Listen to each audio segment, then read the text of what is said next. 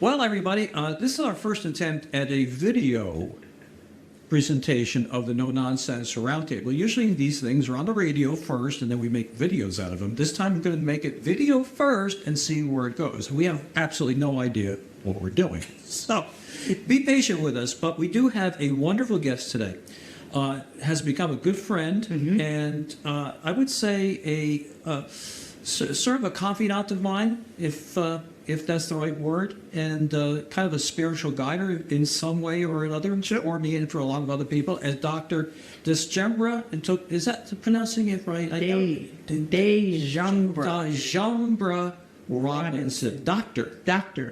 Yes, Dr. DJ. Dr. DJ. And Dr. DJ was on the show a while back, and it was a phenomenal interview about her life and her philosophy of life, her religion, her view of the world. And I think it's worthwhile for you to hear from her again. She's about to give a presentation for a group of women on the 23rd of this month. And we're kind of practicing a little bit about what we're going to be doing. Well, yeah, sure. Yeah, because I'm glad to have you on board with that. And, you know, there's so much more to come. There's so many more women who are in need of what knowledge I have and the revelations that I'm able to give as far as guidance to healing their trauma, healing a lot of psycho-spiritual ailments, things that come as far as somatic illness. I'm starting to get more into that on how to heal ourselves, because there are so many of us, we've been through so much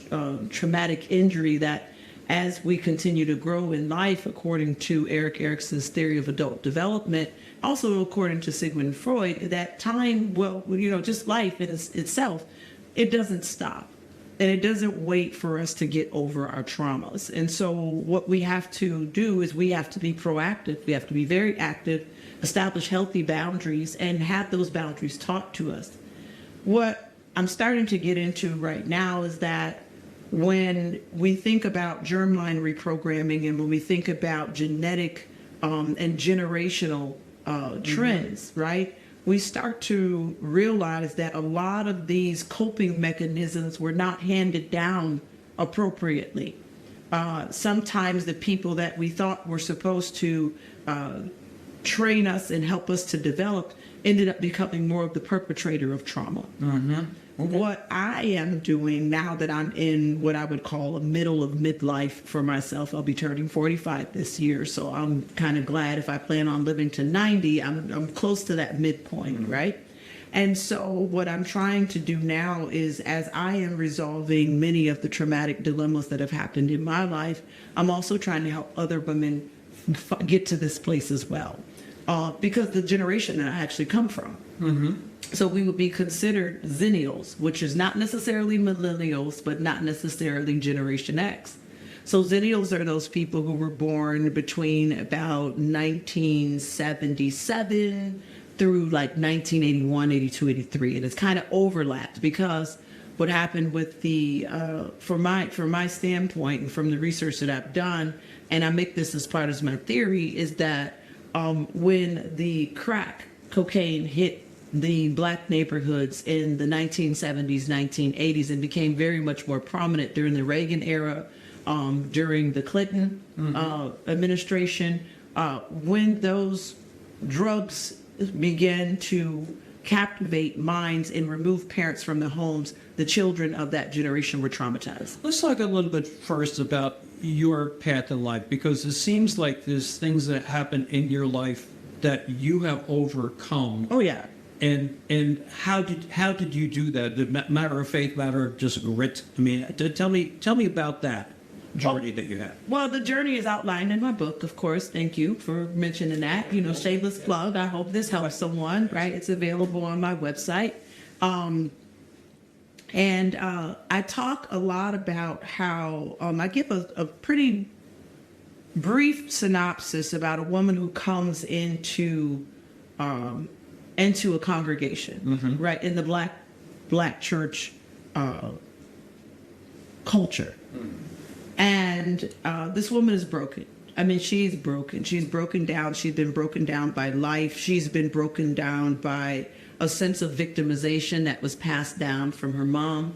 And I'm talking about the woman. The woman is actually me. I try not to give that away too much in the book, but being a child sexual abuse survivor, and my child sexual abuse was not violent in a physical violent way. It didn't become violent until I was older and I started to realize how this is not normal behavior. This is not normalized behavior. It's like you didn't recognize it at the time. I did not recognize it at the time. Nope. I was 11 years old. And you didn't know the difference. Yeah. I thought that it was all love. I thought that it was love. I thought that I was saving my father's life. I thought that, or I was at least made, and see, this is where betrayal trauma, I'm starting to get into that and unravel those layers, because when you're so young and you depend on the people that are your caretakers to watch over you and to protect you, and you think that they are protecting you, and as an adult I can find glimmers of ways that I was protected in a way, and I'll get into that. Just put a pin in that one right there. Your betrayer became your perpetrator. Definitely. But and well, the thing about it is, in order for me to heal, I had to change my perspective. Okay. So both of my parents, so I suffered, and that's ED, past tense, with abandonment, because the people who were supposed to protect me, one abandoned, and the other one became a very intense manipulator.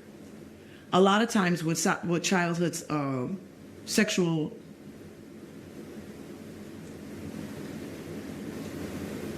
a lot of times with childhood sexual abuse, the perpetrator, or the oppressor, or if you want to call it that, or the person who is the abuser, is often a person that the child knows. Okay. Rarely, very rarely, will you get a stranger that can have that type of a long-term relationship with a person and continue to manipulate, continue to perpetrate this behavior onto this child, and take him at such a very young and fresh age. And then the betrayal came when I looked around and I said, this is not happening to anyone else. And this is really deep. This is a really deep story, because now that I'm an adult and I started to see it, I remember saying one time to my life coach, I said, I'm kind of upset that what my father was doing to me, he wasn't only doing to me. So I wasn't even special in that.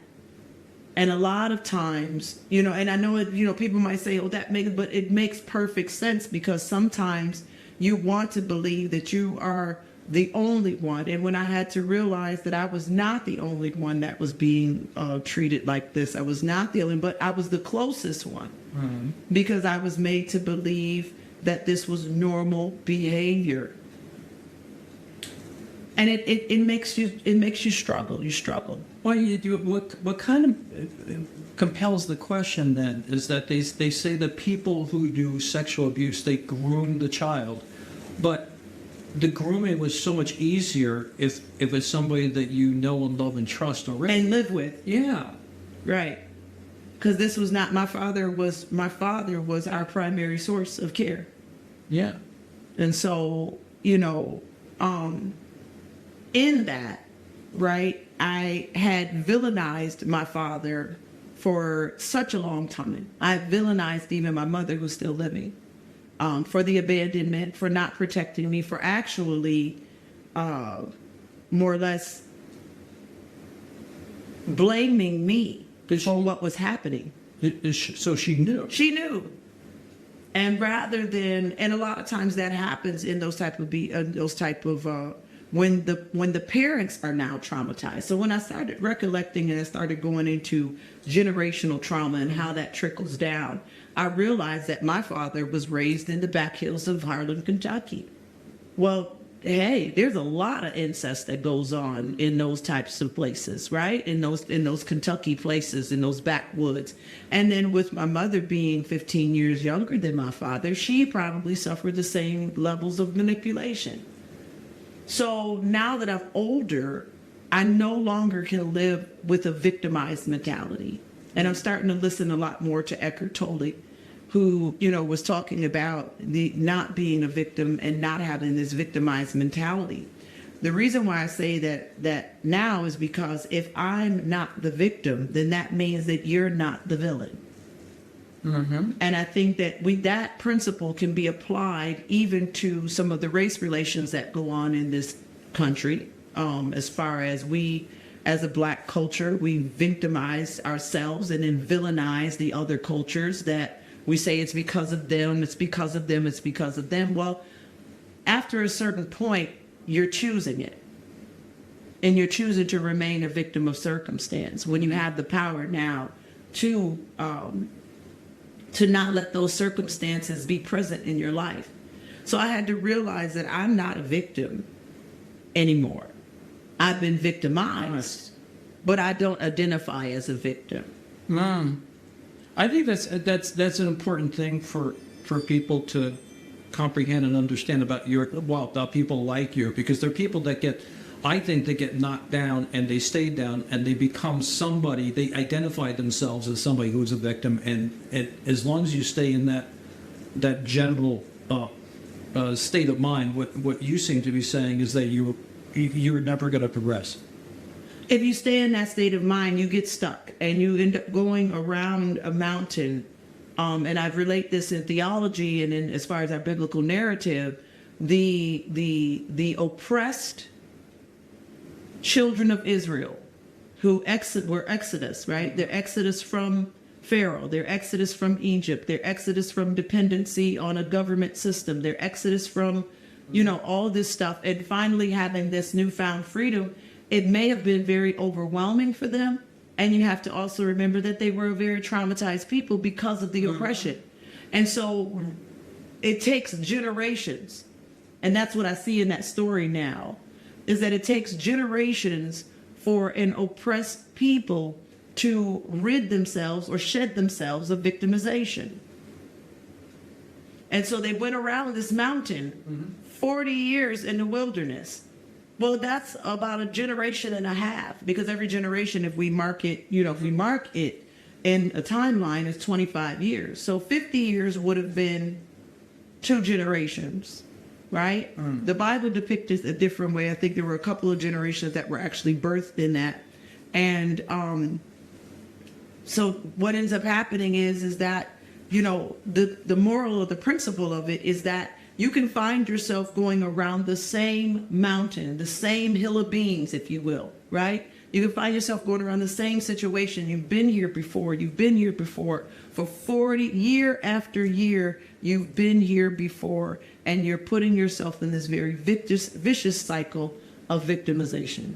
So what you're talking about conceptually that can be experienced by the community all told, because the community keeps on going through the same cycle, nothing happens, and the same cycle, nothing happens, and that has to do with even our political system now. Right? Exactly. When the political system becomes the oppressor of a targeted group, then we end up re-victimizing or being re-victimized or being caught in that same mindset. I told a friend of mine the other day, I said, we were talking about some of the abortion issues that are happening in this country, and the old debate about it, and I can't remember exactly what she said, but I know that my response was that the mindset of the oppressor is that if I can keep you confused, I can keep you oppressed. Yes. Right? Yes. And so if you're traumatized and I continue to perpetuate the trauma onto your particular community, in your particular neighborhoods, if we refuse to put grocery stores and healthy food, and we keep putting, let's just make it alive, Family Dollars and Dollar Generals and box stores that has high carcinogen, as far as, and a lot of the food has no nutritional value.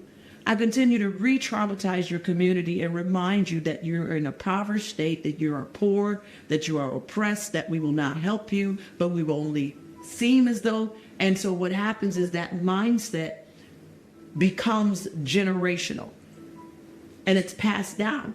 Slaves were not encouraged to read. to learn how to read. Right. And that kept them down. Well, it And kept, so yeah. So you seem to be saying, socially speaking, like our educational system, Right. for instance, or the lack of resources in communities of color is keeping the very nature of that is keeping people down. Well, it's keeping them down, but it's keeping them psychologically and spiritually oppressed, and eventually that manifests Or dependent. right? Or dependent, right? Which is within the same thing. I guess the question that I have is: it a case that it's making any progress at all, or the progress is making is not what it should be? Whatever. I had somebody on the show a while back who said, "Well, the problem is the school system. One of the big problems, school system." And he was saying that what we need to do is have busing. Right. Busing, which ideally, if you were to wave a magic wand, maybe that might work, maybe it might not work. But the fact of the matter is you can't get it done. Correct. So any suggestion of any solution to anything that is not able to be implemented is Ludicrous? yeah, I guess that's the right word for it. It's ludicrous. So how much, I guess the question I have then is that, we're spinning our wheels on so many things, you would say, right? Right. Not putting words in your mouth, we're spinning our wheels. So what's the answer to this? I mean, we're going to get into more things about why, but what? I mean, what's the answer to any of those? I think that one of the answers that I found was in Maslow's hierarchy of needs. I love Maslow's hierarchy of needs.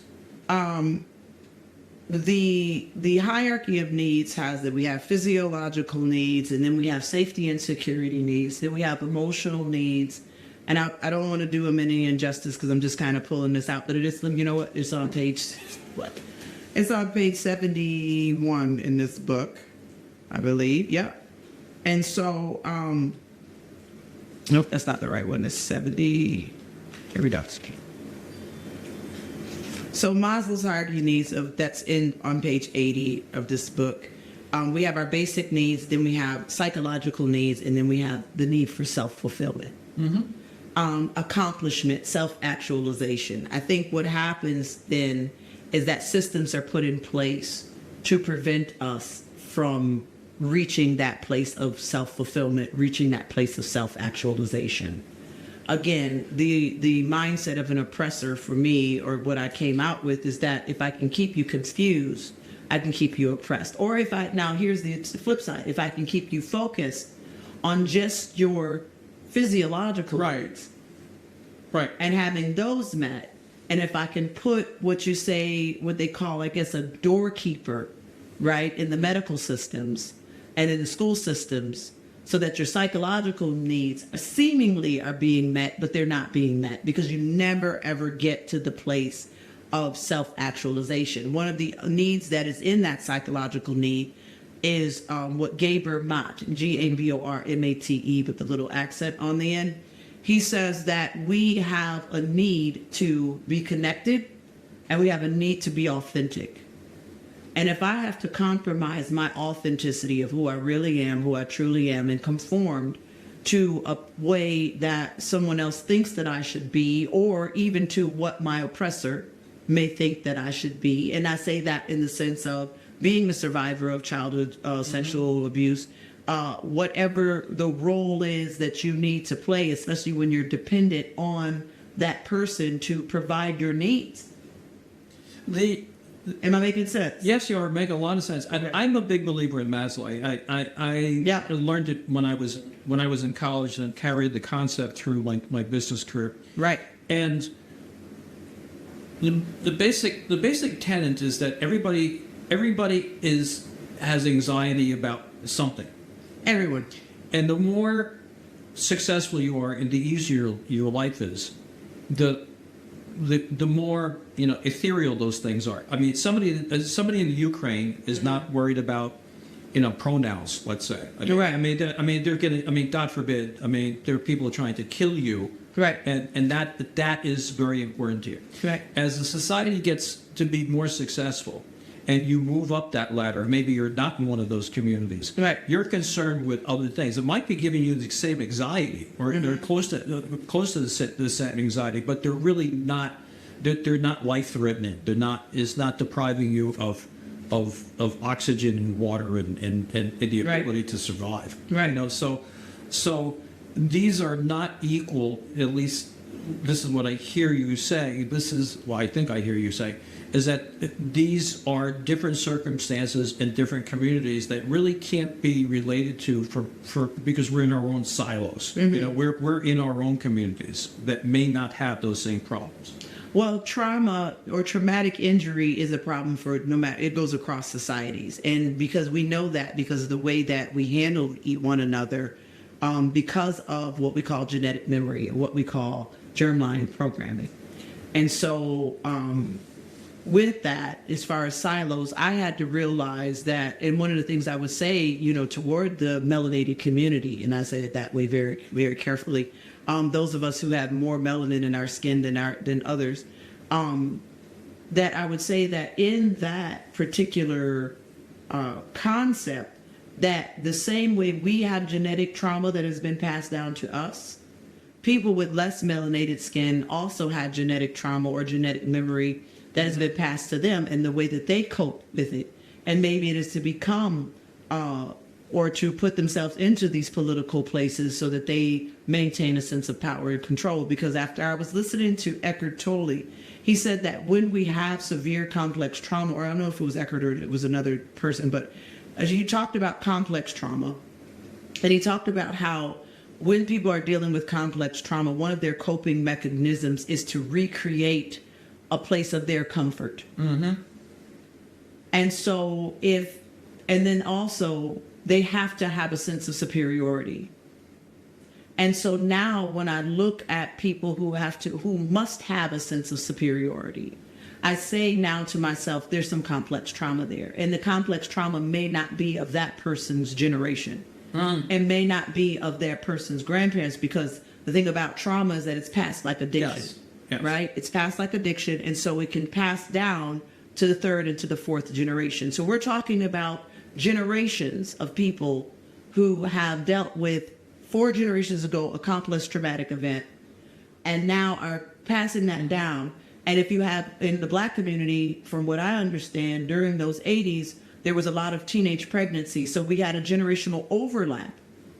So rather than 25 years or having your child after the age of 25, you had your child at 15, which was a whole 10-year ahead of time as far as generations. And then that 15-year-old became 30. And then we had another boom of teenage pregnancy, which was at another 15 years. So now at 45 years old, you have a lot of what they call in the Black community Mima, right? A lot of grandmothers who are not of what the typical grandmother age would have been for a certain era. My grandmother was, I think she was close to maybe 40 or 50, but she was a grandmother, if that makes sense. On time. Because she was 40 years older than me. Yeah, so it's about right as far as the Black community. I don't know how it is in the white community. I haven't done it, with statistics. And what I mean when I say Black and white is I mean melanated versus non-melanated. And that's a very good point, because you have the concept that I never heard of or comprehended when I first interviewed was it's not racism, it's a bias of melanin. Right. But expand on that a little bit, because I think that's a very, very interesting concept. Well, the thing about it is I can't do anything about the way my cells respond to the sun.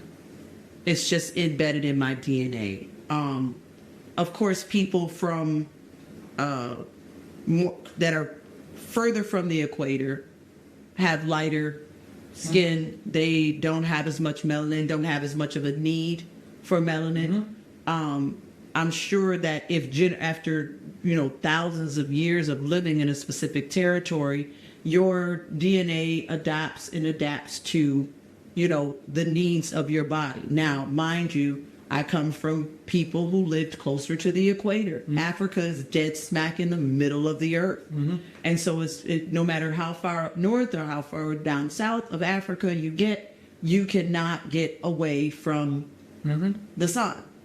So that means the people from that particular geographic area have adopted the need for more sunlight, and our skin responds to that in that way. So now living this far up north, where Canada is a hip shoot away from the Arctic,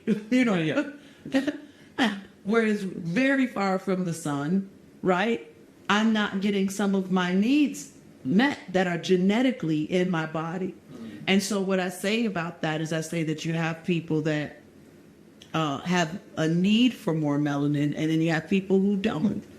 And to discriminate because my body needs more melanin in it, to be discriminatory toward that, I can't help how my cells respond. Yeah, and it's not, from what you're saying too, it's not just African Americans, or, I mean, you could be from any place, and it could be, people of Hispanic descent, these people from, but we as a society look at these people like you differently. Yeah. It's like I had some of. Well, why do you have more melanin than I do?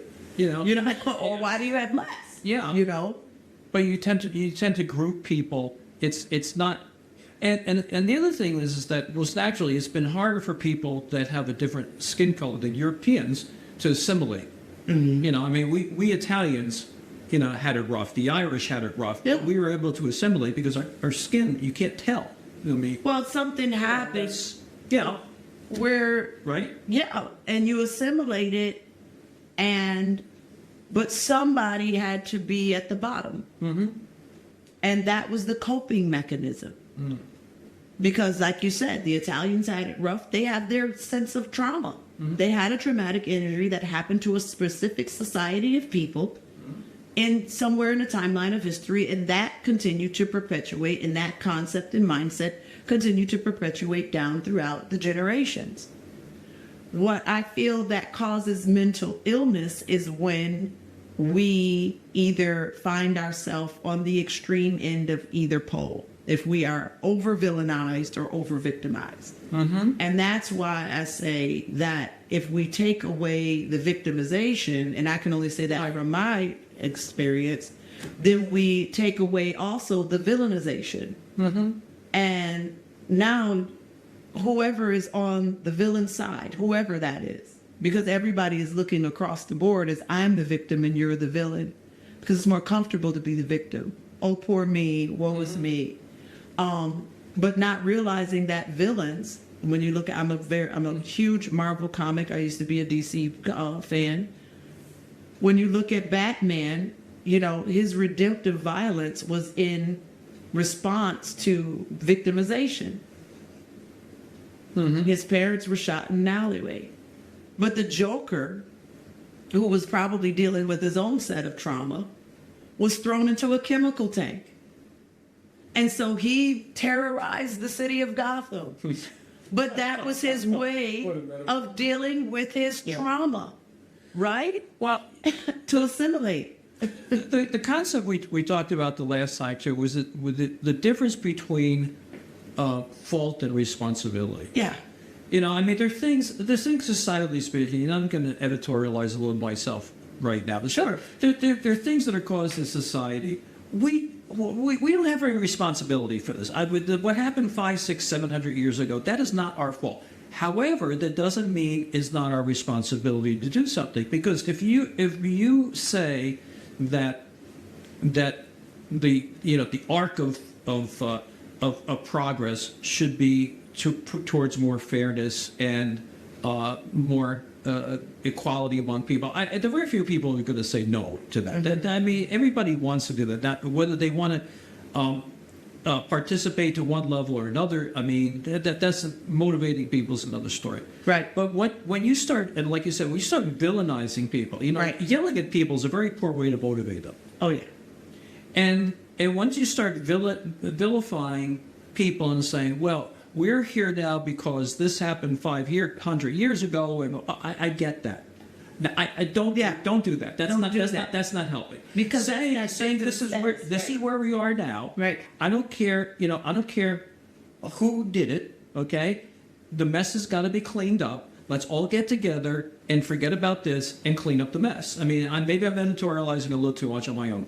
Well, no, that's the simple solution, but it just sounds too much like right. Yeah. And again, to keep people oppressed, you must keep them confused. Yes. And or so- uneducated. Or uneducated. Well, that leads to chaos and confusion as well, because if they can't figure it out, then, and there's no one to tell them, and you've wiped out, half of their generation with drugs and alcohol. And this is something that happened in the Bible, in the book we call, in the book that, forgive me for politically speaking, but, it's just, these principles that this country was founded on. Mm-hmm.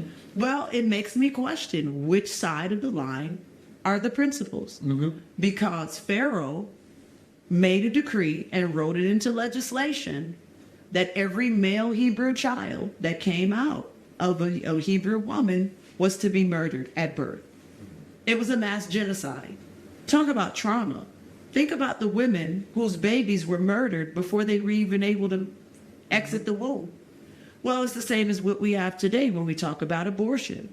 Before you can even tell what the gender of your child is, you're given a pill or you're given some type of medical. And then the thing about it that makes me upset is that that's all that's available in certain communities. Right. Is the clinic, not a hospital, not a grocery store, not places to work so that you feel economically safe, so that you feel that you're a part of a community. But there's tons of corner stores with carcinogen products. Mm-hmm. There's lead in the water, right? In our drinking water, and the water that we even shower with, right? And then there's nowhere to really work. Where can you walk in our neighborhood that you could actually get a job? You Right. need transportation. You need busing. Right. You need busing to get out to the jobs. No, why aren't the jobs in the communities that we live in? And we have to try to establish our own and pull ourselves by our own bootstraps. So my point then, to your point, is that every generation has their own trauma, but there's mass genocide that's still happening, that has happened over 2,000 years ago. Pharaoh and the Hebrews in Egypt was over 2,000 years ago. Once again, at the time where we say our Christian principles, where Jesus was born during the AD. When AD started, Herod, who was so jealous, the king of Jerusalem, or the president of Jerusalem, was so threatened by whatever was going to come out of Bethlehem, which is in the Gaza Strip, which is in Palestine, Right. that he declared a mass genocide of every child, especially male child, that was under 5 years old. We still are experiencing that same mindset right now today. So when we say that America was founded on these Christian principles, these biblical principles, who's the oppressed and who's the oppressor? And which of those principles are actually being applied? Because mass genocide is still happening, right? Police brutality is still happening. And it's saturated, or at least it's highlighted in a particular area, Bethlehem, right? One of the things that we were talking about is the effect of zero tolerance. Back when I'd like We had our last interview. yeah, I'd like you to expand on that.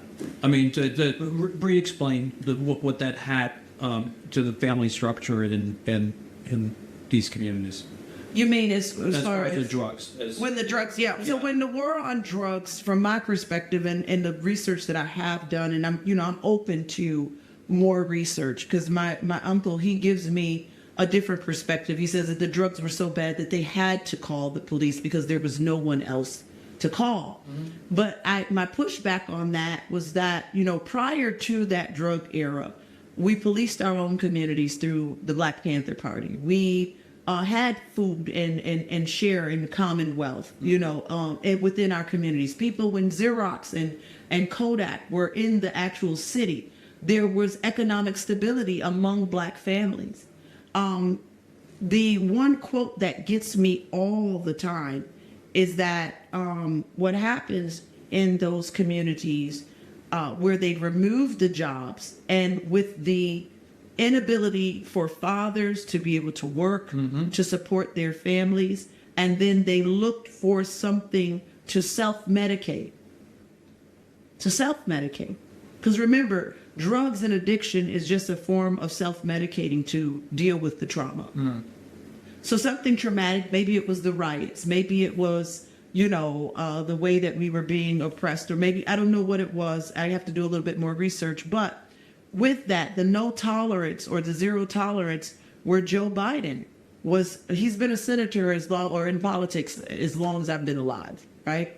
And so where Joe Biden was actually recorded or documented as saying that if a person was found with less than, a pinch, less than a quarter of an ounce or something of that nature, that it was a mandatory 5-year prison sentence.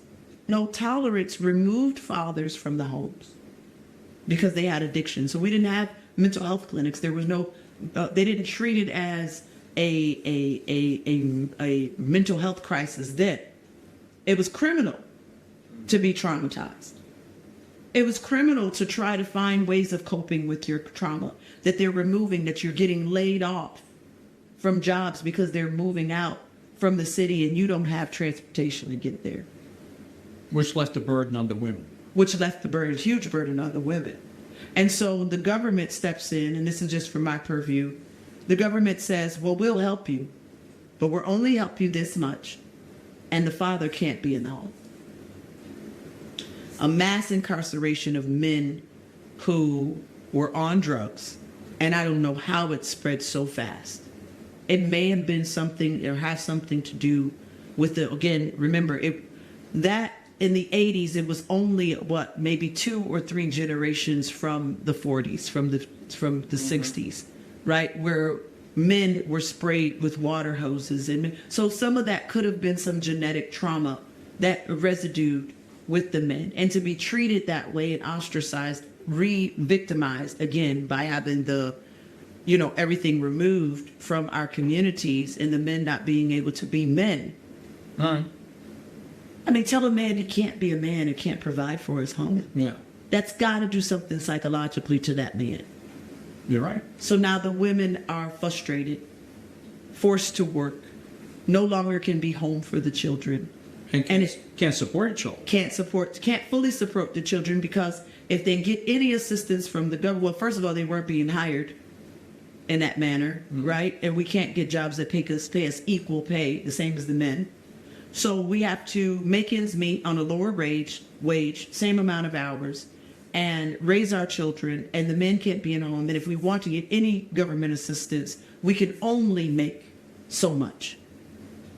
Oh no, you can't make more than this in order for us to help you. So it starts a perpetual cycle of impoverished mindset. Because I've heard women say, oh, I can't work that job. They'll cut me off. They'll cut off my food stamps. They'll cut off my subsidy. Not realizing that if you did make that much, you would not need the subsidy. But because we're trapped in such a victimized mentality and a villain mentality. Oh, it's the government. It's the white man. No, not this far in the game. Not this far in the game. There is way too much information, way too much education, way too much opportunity than to, and it's hard. It is hard because we're not picked with, I'm an MWBE, Minority Women Business Enterprise. I don't get picked for the contracts. The way that the MWBE stands is that you have to do all the work. And so you can contract it out, but you have to make sure you have all these papers. And if you don't know how to read, if you don't know how to, then where's your opportunity really? Dr. DJ. Yeah, that's good. Dr. DJ. That's Dr. DJ. That's good. But just a little housekeeping here. Like where you preach, and where do you preach? I preach at the First Baptist Church in Chili. I love it there. We're a very small congregation, but we're getting a lot of therapeutic work done. A lot of concepts, a lot of biblical principles. We look at the biblical principles through the lens of political rightness. but not taking sides. Like, I don't take sides. No, I noticed that with you. And Yeah. the thing I appreciate about our relationship is that we can have a measured discussion. We can even disagree about things, but not be disagreeable. Right, You know, and exactly. it's sort of like, yeah, this is why I enjoy talking to you. Right. It's great these days. Now, there's two quotes that I really love. You know, Okay. one is a Jackie Robinson quote. Okay. Of course, is the one I say all the time. Life has little meaning except for the effect it has on other lines. Okay. Okay, Right. that's a really great quote.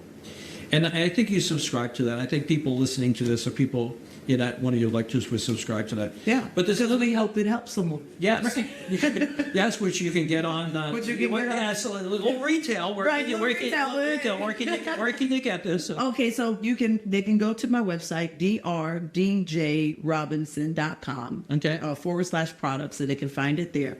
It's also available on Amazon. Okay. So, I hope this helps someone. It's the yeah. easiest way to put it. yeah, I hope this helps someone. Yeah. The other quote that I love is from Franklin Roosevelt, and he Okay. says, "Above all, do something.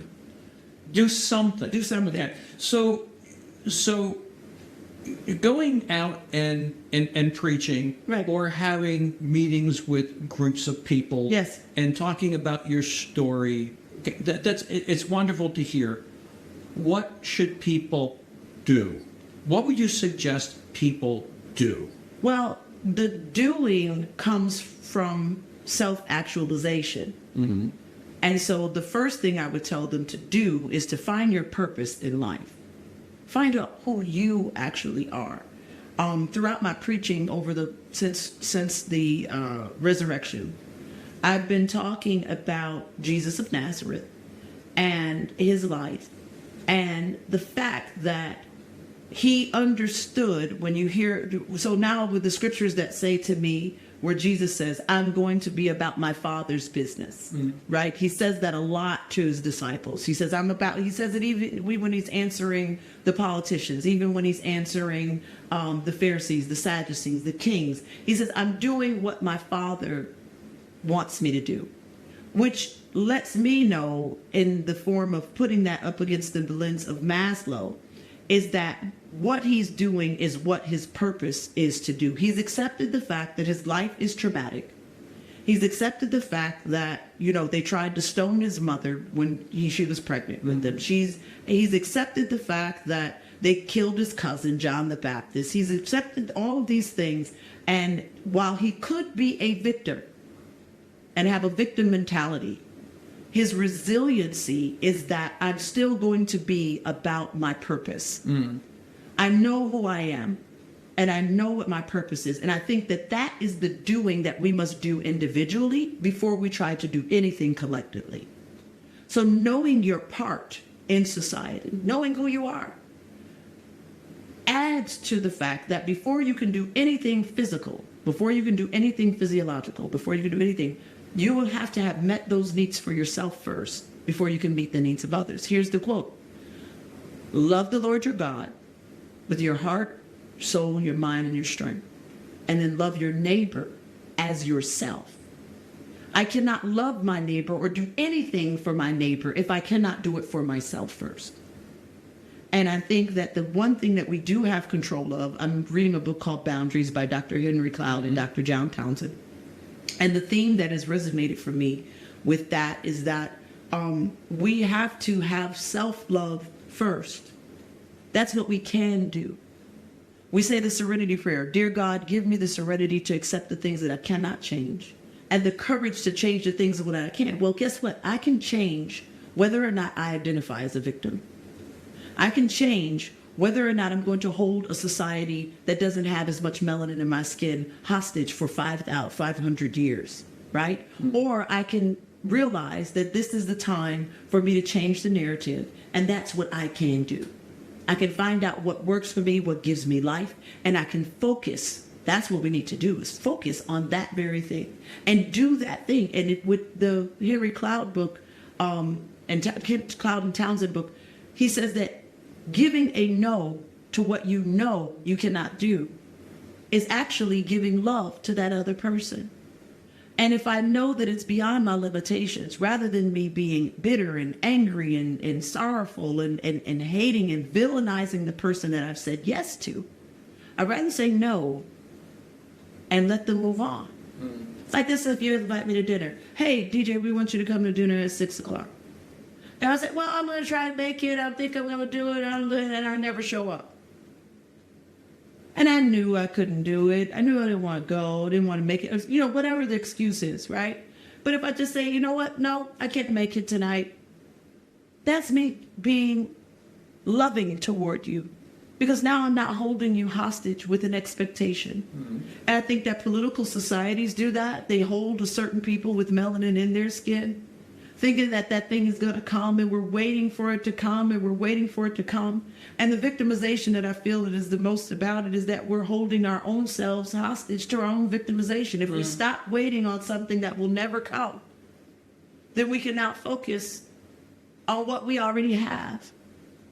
I'll expand that just a little bit more because I preached this too, so this is my little preaching moment here. All right. So that Adam and Eve, we know the story of Adam and Eve in the garden. That God had blessed them with everything that they had need of. Everything that they needed, they had. The only thing that God said was, don't go and eat from that tree of knowledge of good and evil. The one thing in the garden that is sacred and given unto me, that I'm keeping for myself, right? This is God saying this.